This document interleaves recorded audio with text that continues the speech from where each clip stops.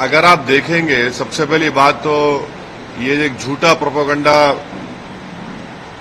BJP, RSS ये कर रही है पूरे देश में कि वक्फ प्रॉपर्टी जो है वो एक प्राइवेट प्रॉपर्टी है। बीजेपी इसको ऐसा बता रही है कि ये गवर्नमेंट प्रॉपर्टी है, तो ये एक प्राइवेट प्रॉपर्टी है, नंबर वन।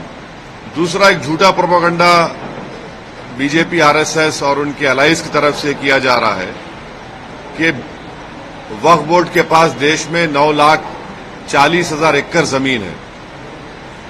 ये एक अफवाह फैलाई जा रही है कि 9,40,000 है, कितने 32 स्टेट वक्फ बोर्ड में। अगर आप तमिलनाडु, आंध्रा, तेलंगाना और ओडिशा के 13 हिंदू एंडोमेंट बोर्ड की प्रॉपर्टीज को ले लिए तो यहीं पर 10 लाख एकड़ जमीन हो जाती है। तो ये झूठा प्रोपेगेंडा किया जा रहा है कि आर्मी, रेलवेज के बाद वक्फ बोर्ड। भाई, आप तमिलनाडु, आंध्रा, तेलंगाना और ओडिशा में सिर्फ 13 प्रॉपर्टीज को कैग ने देखा। इन चारों को आप मिला लीजिए, 10 लाख एकड़ हो जाती है। पांचवी बात यह है कि ये जैसा हिंदू धर्म में प्रॉपर्टीज दान दी जाती है, वैसा ही मुस्लिम धर्म में ये दान दी गई प्रॉपर्टी है। अब उसमें गवर्नमेंट का इंटरफेरेंस क्यों हो रहा है? ये आर्टिकल 26 का वायलेशन है।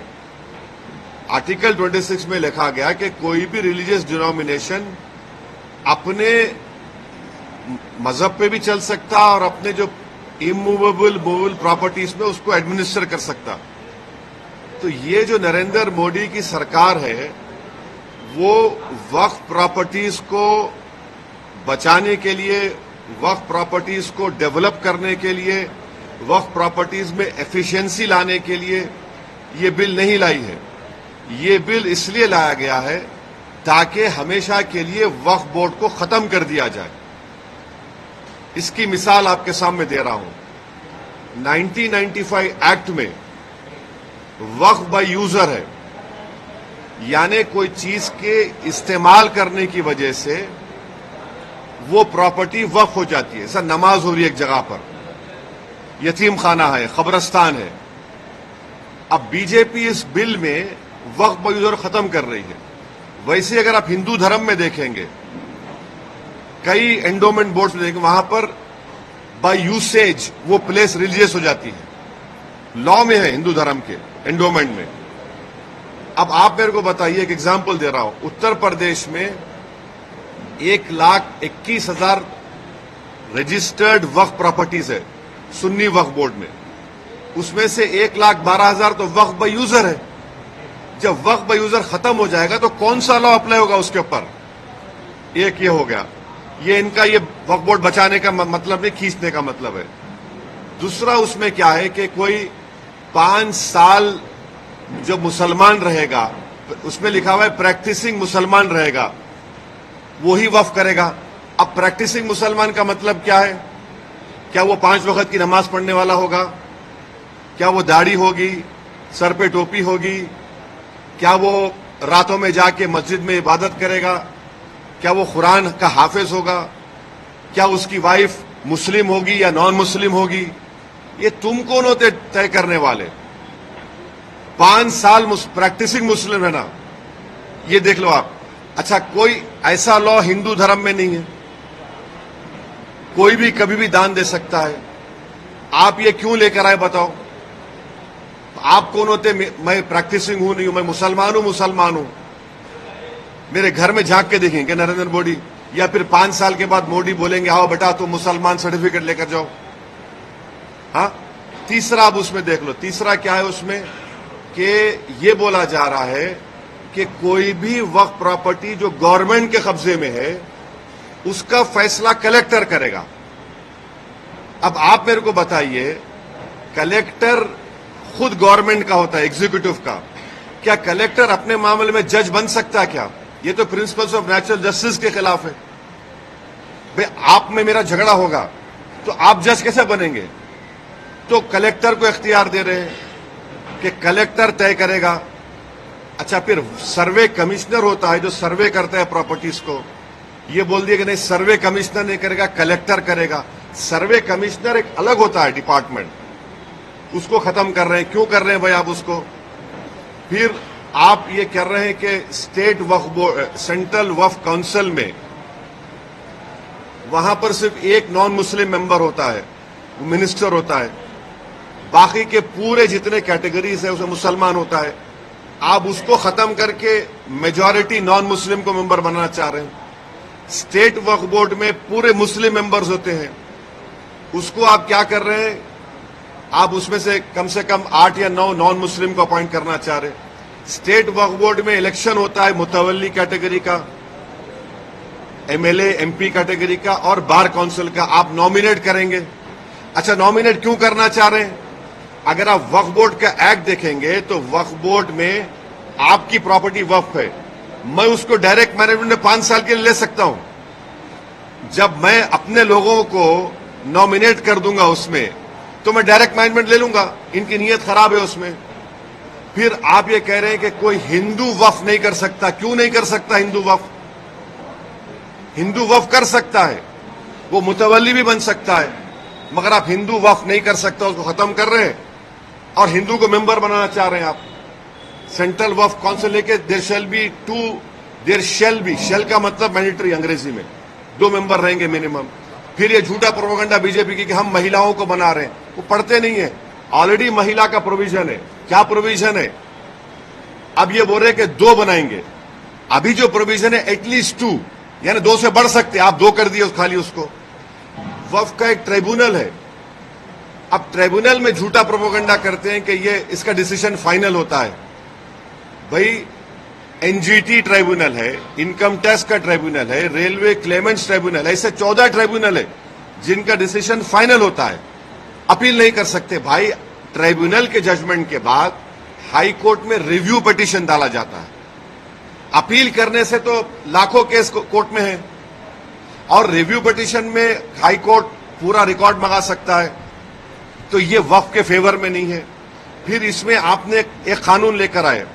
अभी कानून क्या है कि अगर कोई वक्फ की जायदाद को चोरी से बेचता है, उसको 2 साल का रिगरस इम्प्रिजनमेंट, नॉन बेलेबल। अभी मोदी जी के दिमाग में ख्याल आया, क्या ख्याल आया? कि तू वक्फ बोर्ड की जायदाद को बेच दे। मोदी है तो मुमकिन है, क्या मुमकिन है? कि तेरे को 2 साल नहीं, सिंपल इम्प्रिजनमेंट, तेरे को बेलेबल हो जाएगा। तो वक्फ के मफाद में क्या हो रहा है? ट्राइब्यूनल है वक्फ का ट्राइब्यूनल, उसमें एक डिस्ट्रिक्ट जज सीजे अपॉइंट करते हैं हाई कोर्ट के, एक इस्लामिक नॉलेज का जानकार और एक एमिनेंट पर्सन। अब आप क्या करते हैं? रिटायर्ड डिस्ट्रिक्ट जज, रिटायर्ड गवर्नमेंट एम्प्लॉय, कैसे होगा? फिर अगर आपकी कोई वक्फ की प्रॉपर्टी है, मैं जाके कंप्लेन करता हूं कि ये वक्फ नहीं है, तो collector will order an inquiry. अच्छा, पेंडिंग इंक्वायरी और प्रॉपर्टी विल नॉट बी वक्फ की एक्ट में बोल रहे, बिल में बोल रहे, and there is no time limit for that inquiry, and the collector will do the inquiry as he deems fit.